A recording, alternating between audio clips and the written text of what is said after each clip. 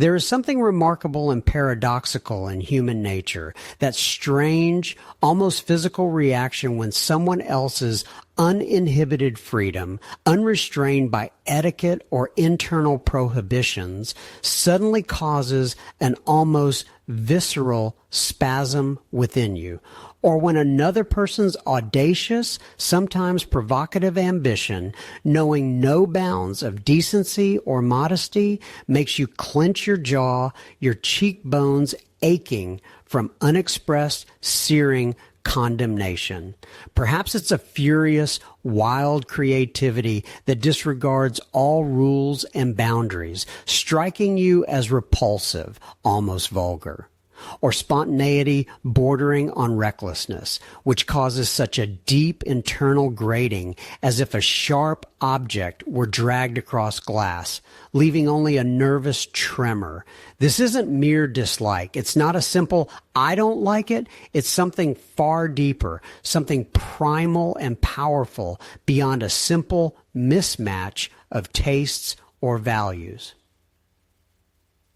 Imagine the world around us not as a chaotic collection of random events and people, but as a grand, multifaceted mirror. Yet it's not a mirror that reflects your outward appearance. No, it shows something far more intimate and authentic, your most carefully locked away treasures, your unlived lives, your suppressed potentials, those facets of your soul whose right to exist you once denied. And when you encounter something that triggers this burning, almost irrational irritation, that very boiling point, know this: it's not merely a person or situation deserving of your disapproval. It is a messenger from your own shadow, from that part of yourself you so diligently tried to hide, lock away, and wall up in the most secret corners of your soul.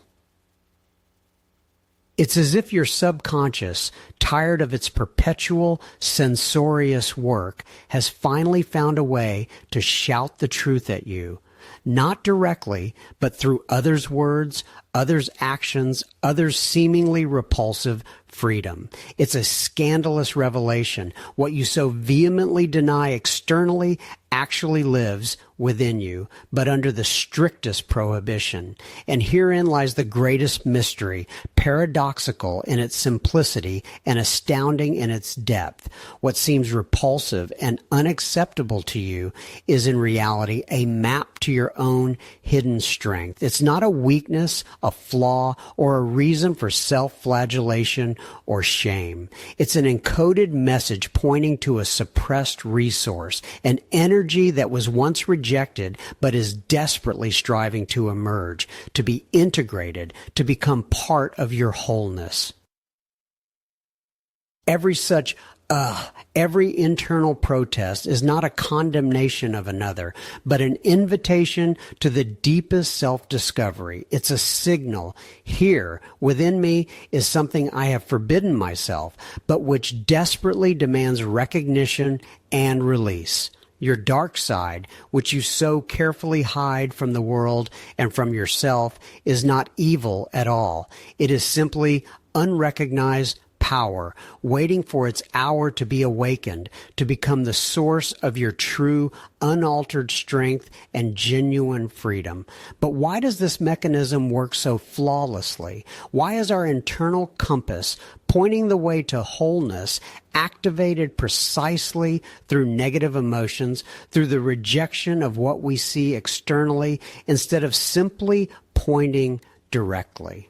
To understand this, we must journey not outward but inward and return to the scene of the very first transgression, to where the foundation of this grand illusion was laid, this great deception that split us in two, separating a part of us from ourselves, turning it into an exile. We discuss the paradoxical nature of our being, how it reacts with an internal spasm to others' uninhibitedness, to ambitions that burst through conventional boundaries, to wild creativity or reckless spontaneity, and how this burning reaction, this rejection, is actually just a mirror reflecting not the external but the internal, our own unlived lives, suppressed potentials, and hidden facets of the soul. But to fully grasp this dance of rejection and attraction, we must journey into the past,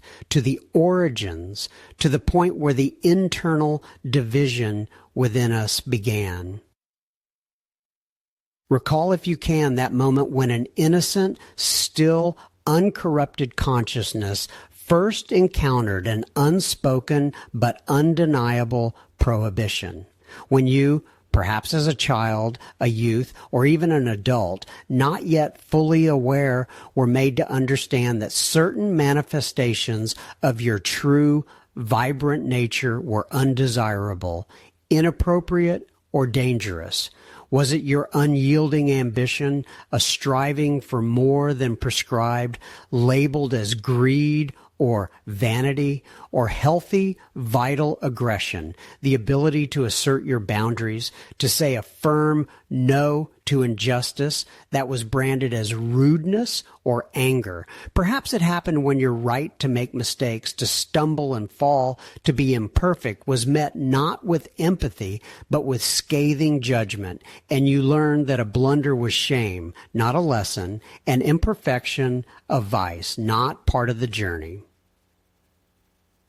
Or when your vulnerability, your openness to the world, and willingness to be authentic was mocked or rejected, and you decided that only armor could protect from pain and sincerity was weakness. Or perhaps it was your spontaneity, a wild, unpredictable joy of life, or indomitable creativity, a desire to create despite all rules, that was called irresponsibility, a waste of time, or childish fantasies. At that very moment when society, family, school, any authority vetoed these natural, vital qualities, you didn't destroy them. No, you exiled them. Like a caring but frightened parent, you sent them into the darkest, most hidden room of your soul, locking them away. They became your internal exiles. They didn't die. They lived there in that dim abode, beating against the walls, whispering in the night, reminding you of their existence. They are you, but a you whom you once rejected, considering it dangerous or unacceptable. These exiles are not evil, they are suppressed. Energy, a frozen resource, waiting for their hour. Their ambition didn't vanish. It merely transformed into envy of others' achievements or chronic self-sabotage. Your aggression didn't disappear. It transformed into passive resistance, self-flagellation, or inexplicable irritability. Creativity didn't evaporate. It merely became a source of internal frustration, a feeling of boredom and meaninglessness. They crave freedom, desperate to be recognized and integrated, to once again become part of the whole, enriching your life instead of depleting it. Their unbearable presence in captivity, their shadow cast upon the world, often manifests in what we so vehemently condemn in others, not realizing it's just an echo returning from our own subconscious, a call for the return of those who were unjustly exiled. We've discussed how paradoxically sharp our soul reacts to others' uninhibitedness, audacious ambitions, or unrestrained creativity. This reaction, like a ripple on a mirror's surface, reveals something far deeper than mere rejection. It is a silent testament that we ourselves once exiled these same qualities, sealing them away in the hidden corners of our consciousness. And now, encountering them externally, we see not another person, but only our own distorted reflection. The universal principle of the shadow is simple and harsh. What was once deemed displeasing, dangerous, or improper by our internal or external tribe, family, society, cultural code is sent into exile. Imagine a child is born with a full spectrum of expressions. It is spontaneous, aggressive, vulnerable, ambitious. It is absolutely free in its chaos and impulses. But the world it enters does not tolerate such primal wildness. It demands order, control, convenience. And so, to be accepted, to survive in this tribe, the child learns to cut off, suppress, and hide those facets of itself that evoke disapproval. It becomes a refugee in its own inner world, and its inconvenient qualities become exiles. These internal exiles do not disappear without a trace. They do not dissolve into oblivion like morning mist. On the contrary, they accumulate, gain strength, transforming into something akin to the energy of an unpaid bill. This is a debt we owe ourselves, having renounced our wholeness. And like any unpaid bill, it will sooner or later demand payment. This energy cannot be destroyed. It merely transforms, and most often it manifests through the mechanism of projection. What does this mean? It means that what we refuse to acknowledge in ourselves, we will see in others with fury, contempt, or irrational irritation. We will see someone else's audacity, when in reality it is our suppressed ambition. We will condemn someone's irresponsibility when it is our own desire for spontaneity and freedom from endless obligations. We will brand aggression while ignoring our own locked-away strength, capable of asserting boundaries. This phenomenon is not new. It is as old as humanity itself. Recall the ancient Greek ritual of pharmakos, the scapegoat. In times of crisis, during famine, plague, war, the community would choose a person onto whom all sins and misfortunes were symbolically laid, and then they would exile or even sacrifice them. This was a way to cleanse, to get rid of what was unacceptable, what threatened the collective. But did the exile disappear? No.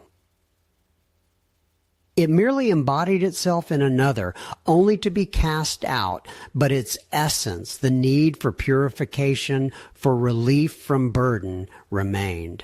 In the same way, in our daily lives, we unconsciously choose our own pharmakoi, people onto whom we project our own exiled qualities. We see in them what we do not want to see in ourselves, and by condemning them, we try to cleanse ourselves of our own sin. Unrecognized strength. This dynamic is universal. It manifests in each of us, causing us to stumble over our own shadows embodied in others. But who are these people, these mirrors, that so fiercely reflect our suppressed facets? We spoke of mirrors, of how others' uninhibitedness, ambitions, or unrestrained creativity become an intolerable reflection of our own unlived lives, suppressed potentials, hidden deep within our souls. This is more than just irritation. It's an irrational hatred, an almost physical repulsion one feels towards those who dare to be what you have forbidden yourself to be. Within each of us lives an invisible censor who at some point, under pressure from family or society, exiled entire facets of our nature into the shadow: ambition, rage, spontaneity, vulnerability, the right to make mistakes. These exiles haven't disappeared. They have merely become distorted, transforming into something we now view with horror or contempt in others.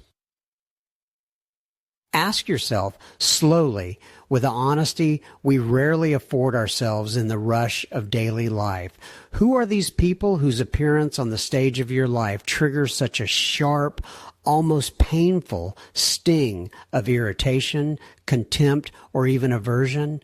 These are not simply people you dislike, but those whose very essence seems repulsive to your core. Perhaps it's someone who shamelessly commands attention, always at the center of events, exuding an energy that seems excessive, even aggressive in its vibrancy. Or someone who, with frightening ease, breaks all the rules, creates chaos, yet somehow succeeds as if the laws of gravity don't apply to them. Or perhaps it's someone who allows themselves to be indecently vulnerable, openly displaying every emotion, while you have spent years perfecting the art of masking your feelings. Allow me to outline a few such archetypes whose shadows often haunt us, triggering internal protest. The first is the unrestrained creator. They don't ask the world for permission before unleashing an idea. They don't doubt their right to self-expression, even if their creation seems raw, unfinished, and at times provocatively absurd. Their spontaneity borders on irresponsibility, their creativity on chaos. They might be an artist who smears paint with their fingers, unconcerned with a clean palette, or a writer who churns out hundreds of pages, ignoring grammar and plot lines, yet their works somehow resonate and hook people. For someone who has spent a lifetime postponing their own creative impulses, fearing criticism or imperfection, this unrestrained creator is the living embodiment of everything that was suppressed. Consider Alice. Her entire life was governed by order. An impeccable career in accounting, leisure time scheduled to the hour, even her hobby, cross-stitching, demanded maximum precision and control. She never allowed herself improvisations, fearing mistakes or deviations from the plan. And every time Oleg, a colleague from the design department, appeared at corporate parties, able to sketch a caricature of the boss in 5 minutes, instantly come up with a witty joke, and then, picking up a guitar, launch into a self-composed song, Alice felt something akin to poison boil within her. Oleg embodied everything she suppressed: his uninhibitedness, his sloppiness in dress, his unserious attitude to life, his ability to be in the moment and create without regard for perfectionism. He was the very chaos Alice so diligently exiled from her world, and his presence was an unbearable reminder of her own lack of freedom. She despised him for his lack of maturity, for his frivolity, but in reality she envied his ease, his courage to be himself. Or take the unscrupulous power-seeker, someone who, without excessive sentimentality, pursues their goals, unashamedly displaying ambition, using connections, and at times stepping over others. They might be too pushy in negotiations, too direct in their statements, too obviously craving power and recognition.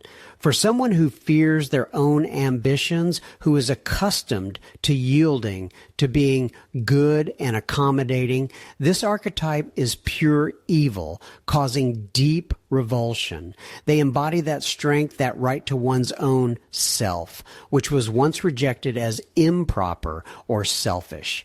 These figures causing such strong resonance within us are not just random passers-by on the street of our perception. They are messengers from the depths, bearing a distorted message about the power, creativity, or spontaneity that was exiled from our conscious world. And in this distortion lies the key to understanding what valuable ability, right, or resource you once denied yourself. The furious, sometimes irrational reaction we experience when encountering others' uninhibitedness, ambitions, or even recklessness is nothing more than the deepest internal projection. What appears repulsive to us externally is in fact merely a distorted reflection of our own suppressed potentials, our unlived lives. We exiled these vital energies into the shadow, convincing ourselves they were vices, when in essence they are virtues in disguise, awaiting recognition. Consider, for example, the one we've dubbed the unrestrained creator. In their chaotic, sometimes absurd spontaneity, in their disregard for forms and conventions, we see something that evokes both disdain and a secret, unspoken admiration. We condemn them for their lack of discipline, for their childishness, for allowing themselves to be silly or imperfect. But what if this reckless creativity, this lack of fear of making mistakes, this willingness to expose one's vulnerability in the face of the unknown is not a vice, but an authentic manifestation of life? Here, in this seeming chaos, lies the right to pure, unadulterated creativity, to free self-expression without fear of criticism, to daring play with reality. It is the right to spontaneity, to intuitively follow an impulse, to be alive, imperfect, and authentic. We forbade ourselves this flow when we decided that creation could only be correct, beautiful, successful, banishing the very joy of the process and leaving only the fear of the outcome.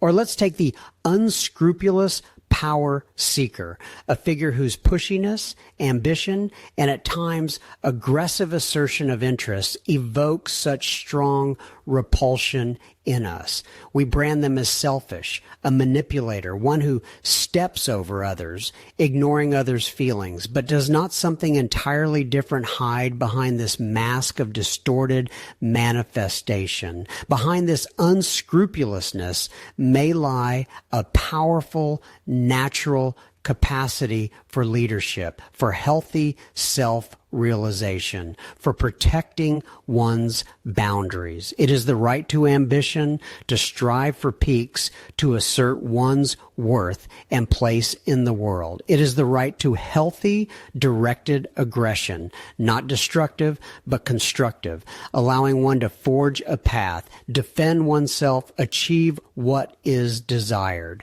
We relinquish this right when we believe that being good meant being passive, subservient, always yielding, thereby exiling our inner strength and will to win into the shadow. Thus, every demon, every repulsive quality we see externally and so fiercely condemn is merely a distorted reflection of that valuable ability, that sacred right, which we once denied ourselves in deference to external expectations or internal fears. We deprived ourselves of the right to be spontaneous when we condemned chaos.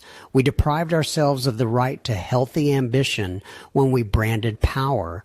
We gave up the right to vulnerability when we decided tears were a weakness. We exiled our wild primal energy when we believed being civilized meant being lifeless. In this voluntary self-castration, in this renunciation of our true manifestations, lies the root of much of our suffering. It is this voluntary deprivation, this fear of becoming like what we once branded bad, that forces us to make decisions that lead us away from our true strength. It compels us to suppress the very qualities that could be the key to our flourishing, condemning us to a life in muted tones where true potential remains unrevealed and opportunities slip through our fingers. We spoke of shadows, of those invisible threads that connect us to the undesirable qualities of others. But what is the price of this denial, this stubborn unwillingness to acknowledge our own depth? At times it is measured not just by discomfort, but by entire unlived lives, undiscovered gifts, and bitter regrets. Imagine someone who, internally fearing being called a despot or an unscrupulous power-seeker, constantly yields in negotiations, afraid to assert their ambitions, even when they feel capable of leading. They see the path to the top, but their own hand, like an invisible chain, holds them back from stepping forward, for there, at the summit, dwell the very demons they once exiled from themselves, their suppressed strength, their leadership qualities, their ability for decisive action, which could transform their life and the lives of those around them, remain locked in a prison of fear, condemning them to eternal following, not leading. Or consider the artist who dreams of groundbreaking forms, of canvases that would turn the world upside down, but out of fear of being an unrestrained creator who defies rules and boundaries, year after year, they paint only what is guaranteed to be accepted, what conforms to established canons. Their brush trembles not from inspiration, but from an internal censor whispering, "Dare not be too bold, too wild, too much yourself." Their true creativity, their unique voice, their ability to see the world from an unimaginable angle, all remain buried, interred under layers of accepted norms, and the world will never see their genuine masterpiece. Or a person whose life is scheduled by the minute, who fears the slightest deviation from the plan, who suppresses a sudden urge to dance in the rain or take a spontaneous trip. They see others as irresponsible or frivolous, but in reality they project onto them their own thirst for life, which they once banished to a dark corner, fearing to appear unserious or uncontrolled. Their life is deprived of vibrant colors, unexpected discoveries, that very vital pulse that makes every moment unforgettable.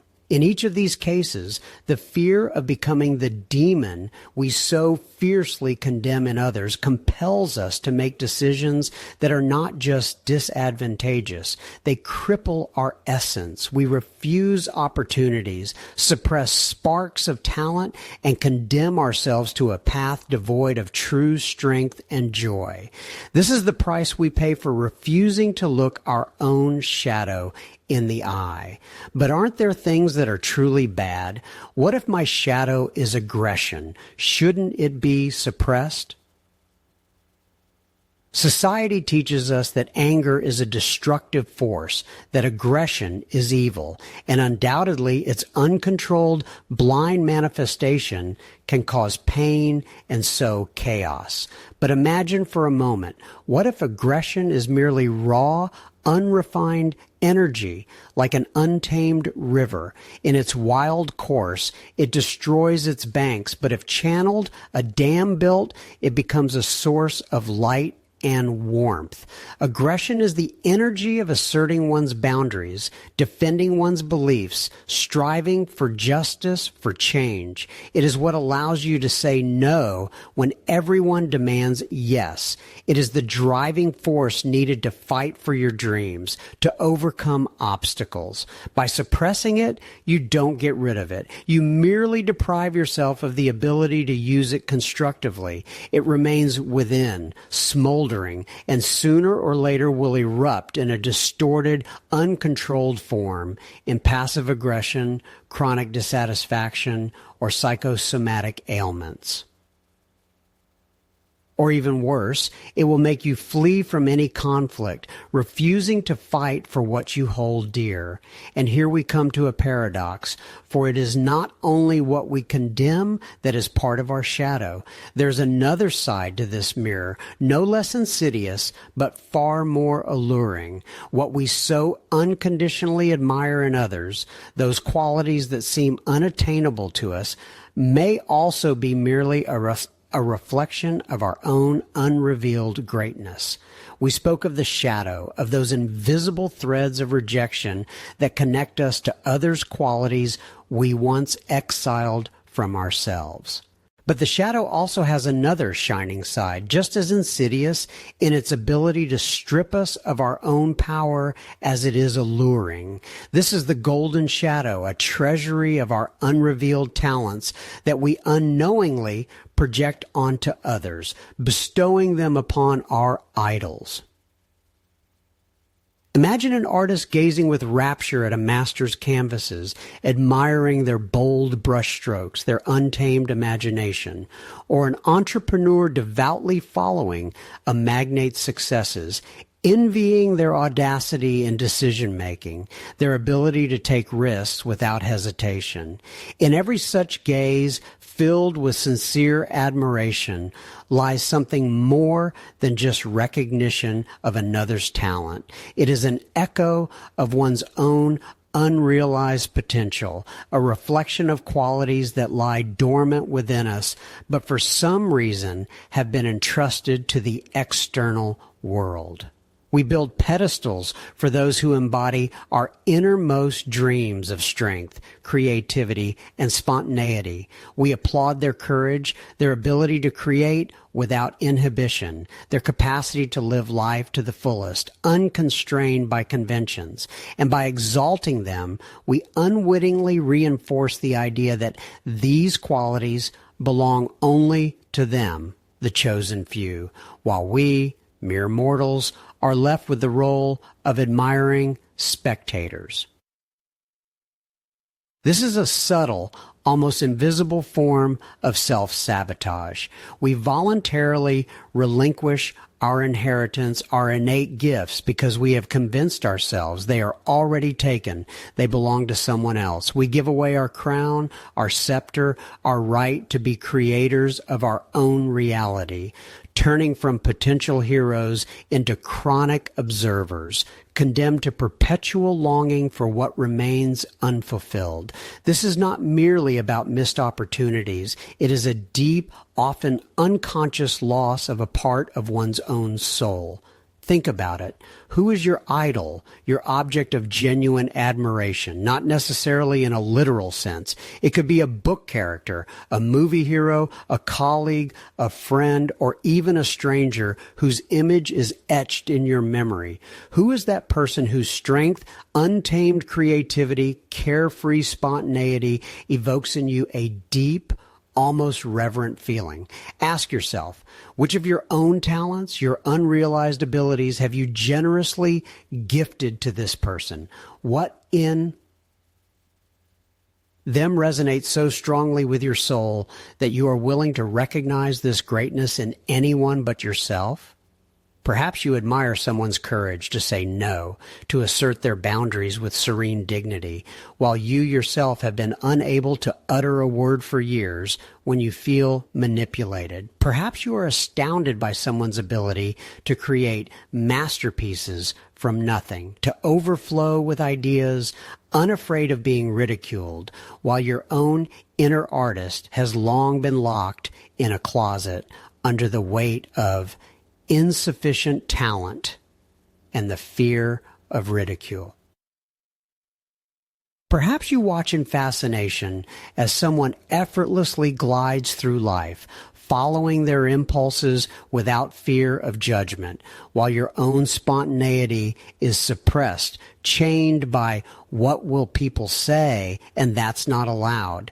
Each act of such unconscious admiration, when devoid of awareness, becomes an act of voluntary renunciation of your own uniqueness, of your true power. We project onto others what we fear or don't allow ourselves to express, thereby impoverishing ourselves, leaving our brightest colors on others' palettes. But what if this act of admiration is not a condemnation, but a map?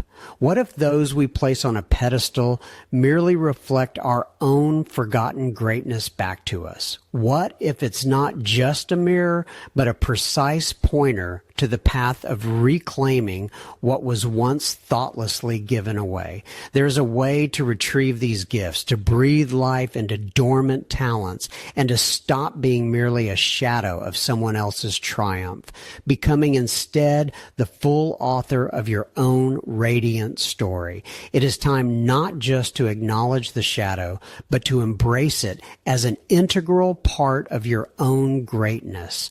We have discussed its paradoxical nature about projections that are like mirrors reflecting not external reality, but internal, suppressed aspects. Now that the fog of initial concepts has dissipated, it is time for action, time to reclaim what was unjustly exiled. This is not an act of self-justification or indulgence of weaknesses, but a profound act of self-reunion, an alchemical transformation of the lead of fear into the gold of true power. The philosophy I propose is simple in its essence, but requires courage in its execution. Reclaim all your power, both what was hidden behind negative projections and what shimmered in the golden shadow. Let go of the illusion that you must be only light, only good, only accepting. A human is an entire cosmos, and there is room within for all stars and all abysses. Strength lies not in getting rid of these qualities, but in their conscious, deliberate appropriation, in their integration, which makes you not only whole, but also indestructible. This means ceasing to be a victim of your internal conflicts and becoming the master of your destiny, using every facet of your personality as a tool for creation.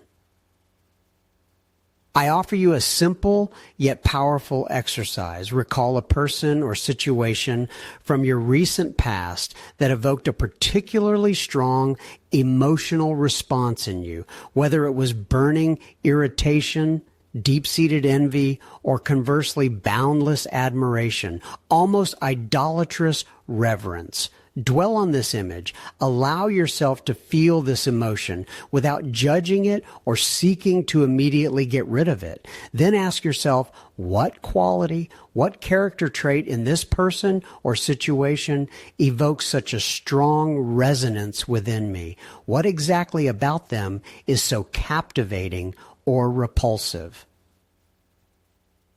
Once you identify this quality, be it bold self-confidence, unbridled creativity, candid vulnerability, spontaneity, a refusal to follow rules, or something else, move on to the next crucial question. How can this quality, this energy, be expressed by me, not in the same form as another, but in my own unique, creative way?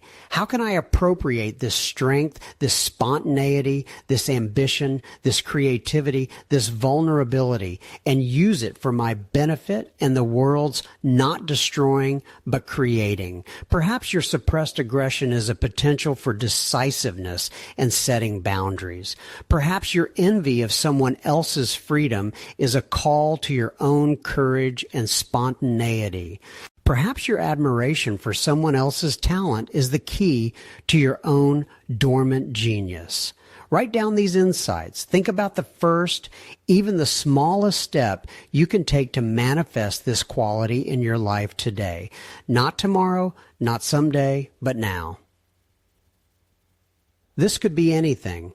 Writing that long-delayed letter, speaking up with an idea in a meeting, allowing yourself to rest without guilt, starting to draw even if you don't know how. Each such step is a reclaiming of a part of yourself, a return to lost ground where your power once flourished.